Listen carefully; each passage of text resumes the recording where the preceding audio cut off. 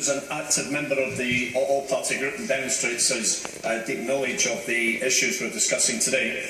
Can I congratulate my honourable friend from Rochdale on this initiative and commend the support from the chair of the all-party group in securing this debate from the Backbench Business Committee this morning. And may I also commend her for the way in which she has framed this debate in her opening excellent contribution, which was balanced, constructive and informed, and demonstrates why she is our leader as the chair of the all-party group. We're very grateful for the work that she puts in to making that group as active and as involved as it is. Madam Deputy Speaker, what we're hearing this morning, I'm sure, is shared despair at the situation that exists in Bangladesh. My connection as a member and vice chair of the all-party group, I visited the country on 5 occasions. I have some 15,000 plus constituents in Poplar and Limehouse whose family are from Bangladesh.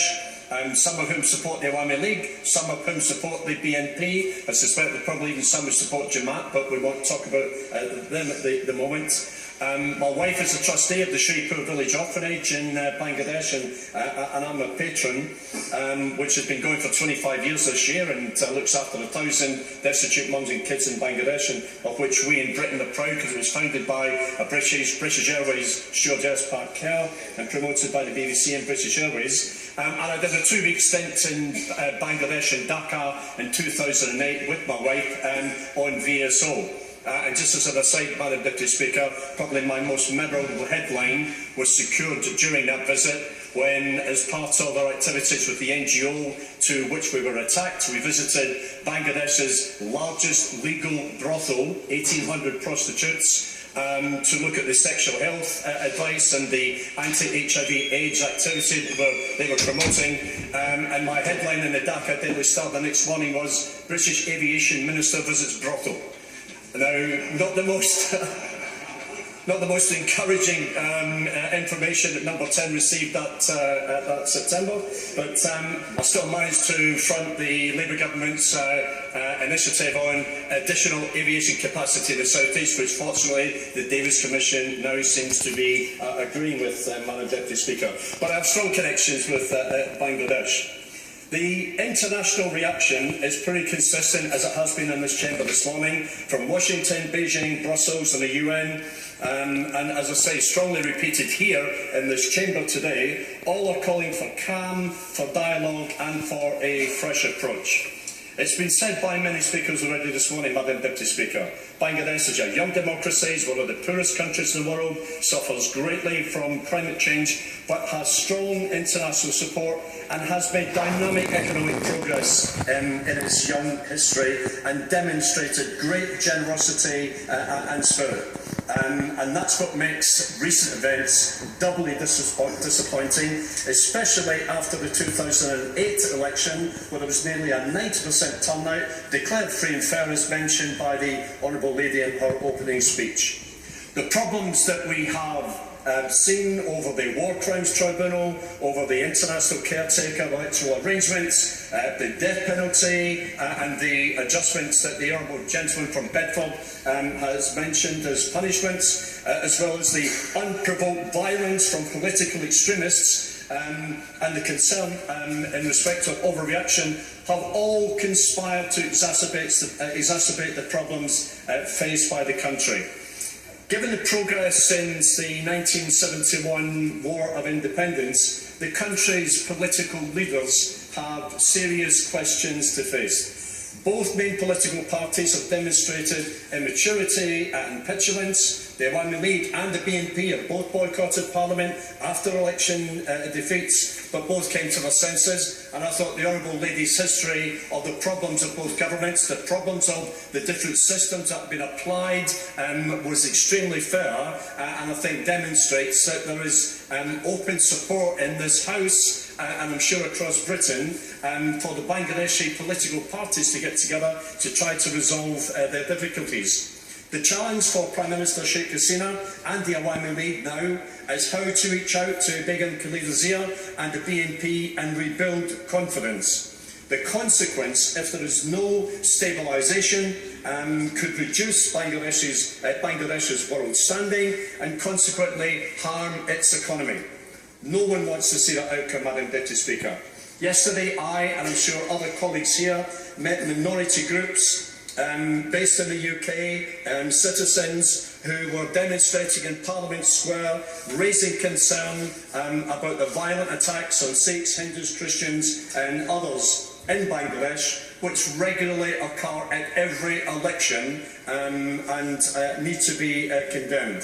Jamaat supporters have been accused of orchestrating a lot of that. Wherever the source, it has got to be stopped, and both main parties need to do more to protect minority communities, to condemn all political, ethnic, religious or cultural violence. Report. I'm very happy to give way to the gentleman from Jamaica. In giving way, he touches on Jamaat, and he must has seen the recent statement to say that the Jamaat will not be able to contest any elections in the future. If that is the case, then is there a possibility then that there will be underground violence that may occur in Bangladesh as a result of that? Because one has to look at what happens elsewhere with the Brotherhood. If it goes underground, then there's more likelihood of violence, and that point has to be addressed. I'm grateful to the gentleman for raising that point, and it is a very genuine concern, getting the balance right by allowing political freedom and the expression of ideas, and by democratic argument and reasoning, defeating those ideas in the ballot box. Jamaat's not been prohibited in Bangladesh, although there have been accusations of being a terrorist organisation. The ambition for some in Bangladesh for the creation of an Islamist republic, one would oppose, but I can understand that it's an ambition that some people want. But there is a tiny minority. I think Jamaat in the last general election got less than 4% of the popular vote. That demonstrates that Bangladesh has got great support for its democracy and for its secularism. Therefore, I don't think the political parties of Bangladesh need to be frightened by Jamaat or provoked by Jamaat or stampeded by Jamaat. I think the arguments can be made to beat them electorally. The BNP have been in alliance with Jamaat, and many commentators are calling on them to disassociate from Jamaat to help create some more political space. I understand the Awami League historically have been in alliance at election time with Jamaat. These days it's a much clearer political view that Jamaat's putting forward, and I think the main political parties should all disassociate themselves from Jamaat and let them stand on their own 2 feet.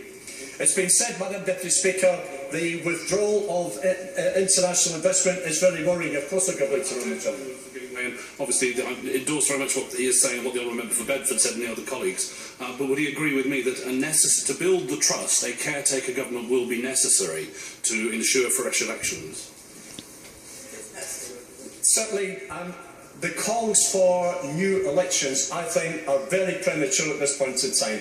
If there are immediate new elections, I think it's only going to play into the hands of those who have tried to sabotage these elections. I think the international community has a job to do to stabilise relations within Bangladesh, to give support to the BNP and to the Awami League, to create a climate where elections can take place. I can't see the Awami League staying in power for a full 5-year term. I think that would be against the spirit of what's happened so far and against the spirit of what's been said in this chamber this morning. But how we get to that situation is going to be very difficult. For the young member giving way. I just wanted him to be very clear on this. I believe it is important that there are new elections held in the near term. I don't believe that the last election conferred legitimacy. Does the Honourable Gentleman in his statement says that it might be okay to go on for 2 years or 3 years, or does, like I think it was in 1996, the new election should be held within a matter of months rather than a matter of years? I think the timing of new elections is a very difficult one. I don't think it should be 5 years. I don't think it should be weeks or months. I think it's going to be a bit longer than that. I think the way that Bangladesh, the climate in Bangladesh at the moment, the climate that's been in existence for some months now, and the all-party group's visit in September demonstrates it was back beyond that. And to call for elections now, I do not think will be in the best interest of Bangladesh. But I understand the ambition, and I support the call for free and fair elections to give greater validity to whoever is in power in Bangladesh, because this election has produced nothing but losers, in my view. I think the Awami League has certainly lost some of its moral authority. The BNP clearly have lost the election. Bangladesh has lost some of its international reputation because of its damaged democracy. Reports online yesterday from the Daily Star, however, seem to offer some hope. Reports of consensus talks and cooperation from the BNP and the Awami League are encouraging, but these have a long way to go. My conclusion, Madam Deputy Speaker, is to reinforce or to repeat, rather, the question that others have articulated in asking of the Minister. What contact has there been between the Prime Minister or the Foreign Secretary with their counterparts? And what is the message that we are giving to Dhaka and to Prime Minister Sheikh Hasina? Because what we want to see, obviously, is peace and a healthy secular democracy thrive in Bangladesh. I know the British government, our High Commissioner in Dhaka, the Bangladeshi High Commissioner here, everybody wants to say the same thing. How we get there, however, is very, very challenging. And I look forward to the Minister's response to the matters raised by myself and by other colleagues in this debate. Thank you, Madam Deputy Speaker. And it's a pleasure to follow the Honourable Member for Poplar and Limehouse, who clearly has a long and distinguished history with the people of Bangladesh. I'd like to start by congratulating my honourable friend for Member for St Albans and my honourable friend, the Member for Rochdale, for initiating this debate and coming to the Backbench Business Committee and ensuring that the House can take a view on this very important matter. And I start from the principle that it's always difficult, and you should exercise caution on commenting on another country unless you've actually had the chance to visit it at first hand and see the situation on the ground. I had the good fortune to visit Bangladesh some 18 months ago as part of a trip organised by Conservative Friends of Bangladesh, where my honourable friend for St Albans and my honourable friend for Enfield North saw at first hand many of the issues that are being raised currently. I would have to say that the Parliament in Bangladesh was bizarre. We had a situation whereby we three, as honourable members, were greeted almost as visiting royalty, presented to the Parliament, and half the Parliament was empty. We witnessed the Prime Minister's question time, which would be a far cry from the Prime Minister's question time that we experience each week, where questions were scripted from government ministers, for government ministers and from government backbenchers only, with no opposition whatsoever asking any questions of the Prime Minister, because they weren't there. No interventions, as my honourable friend comments, and quite clearly a fledgling democracy that hasn't yet established itself in a proper parliamentary democracy was quite clearly had taken adversarial politics to the extreme. We had the opportunity of meeting all three party leaders, and it was clear to me that there is bitter hatred between those party leaders and no sense of cooperation between the different political parties, which has a problem when you come to a parliamentary democracy. In a dictatorship or a military dictatorship, that can work because it doesn't matter. In a parliamentary democracy, you need the proper orders of priority. I will give way to my Just briefly, just in case anyone's puzzled when we mentioned the three parties, it was the Jatiyo party that we met with, rather than the Jamati party. So I just thought I'd just clear that out in case anyone outside is wondering which ones we're talking about. Yes, I thank my honourable friend for reminding me of that.